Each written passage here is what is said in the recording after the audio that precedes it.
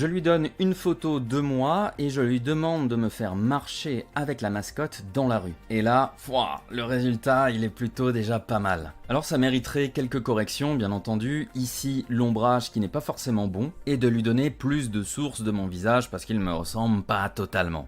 Mais en tout cas, la chemise est respectée, le style des cheveux, la barbe. Donc j'aurais tout simplement à lui demander de modifier encore un peu ce personnage en lui donnant plus de photos de moi.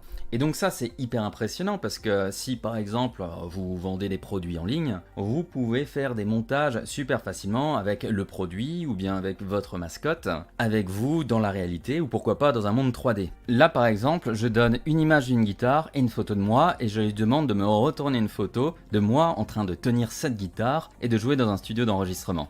Et là, on voit bien que c'est le même modèle de guitare, à quelques détails près. Je suis dans un studio d'enregistrement en train de jouer.